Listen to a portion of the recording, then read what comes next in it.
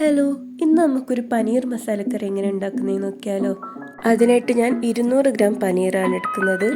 ചെറിയ പീസസായി കട്ട് ചെയ്ത പനീർ ഞാൻ എണ്ണയിലിട്ട് നന്നായിട്ട് ഫ്രൈ ചെയ്തിട്ട് അത് മാറ്റി വെക്കുന്നുണ്ട്. ഇനി ഞാൻ അതേ പാനിൽ തന്നെ ഫ്രൈ ചെയ്ത് വെച്ച എണ്ണ മാറ്റിയിട്ട് കുറച്ച് ബട്ടർ ഇട്ട് അത് മെൽറ്റായപ്പോൾ ഞാൻ വലിയ ജീരകവും പട്ടയും ഗ്രാമ്പും എല്ലാം ഇട്ട് അത് നന്നായിട്ട് മൂപ്പിച്ചെടുത്തു.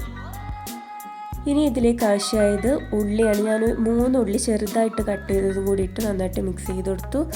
പിന്നീട് അതിലേക്ക് ജിഞ്ചർ ഗാർലിക് പേസ്റ്റ് 1 ടീസ്പൂണും 2 തക്കാളി ചെറുതായിട്ട് കട്ട് ചെയ്തതും കൂടി ഇട്ട് മിക്സ് ചെയ്തു.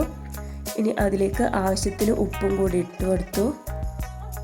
ഇതിന് നമ്മൾ അധികം സ്പൈസസ് ഒന്നും ചേർക്കുന്നില്ല, അതുകൊണ്ട് ഞാൻ 3 പച്ചമുളക് കട്ട് ചെയ്തത് ഇട്ട് കൊടുത്തു.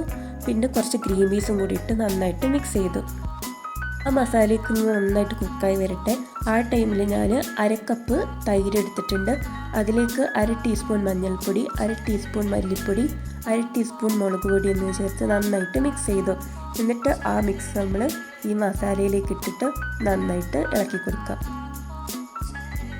അത് നന്നായിട്ട് ചൂടായി വരുമ്പോൾ നമുക്ക് ആവശ്യത്തിന് വെള്ളം ഒഴിച്ചു കൊടുക്കാം.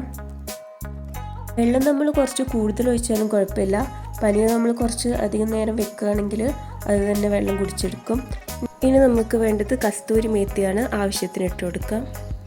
അതിലേക്ക് 1 ടീസ്പൂൺ ഗരം മസാലയും ആവശ്യത്തിന് ഉപ്പും കൂടി ചേർത്ത് കൊടുക്കാം. ഇനി അതിലേക്ക് നമ്മൾ ആദ്യം ഫ്രൈ ചെയ്ത് മാറ്റി വെച്ച പനീർ കൂടി ഇട്ട് നന്നായിട്ട് മിക്സ് ചെയ്ത് കൊടുക്കാം. അതെല്ലാം ഒന്ന് മസാലയ്ക്ക് പിടിക്കുന്നവരെ നന്നായിട്ട് മിക്സ് ചെയ്ത് കൊടുക്കാം. ഇനി നമുക്കതിലേക്ക് ഫൈനലായിട്ട് കുറച്ച് മല്ലിയില കൂടി ഇട്ടിട്ട് നന്നായിട്ട് മിക്സ് ചെയ്തിട്ട് സെർവ് ചെയ്യാവുന്നതാണ്. ഞാനിവിടെ കൂടെ കഴിക്കാനായിട്ട് എടുത്തിട്ടുള്ളത് ആലു പൊറോട്ടയാണ്. നല്ലൊരു ഡിന്നർ റെസിപ്പിയാണ്. തീർച്ചയായും എല്ലാവരും ട്രൈ ചെയ്യുക, സബ്സ്ക്രൈബ് ചെയ്യുക.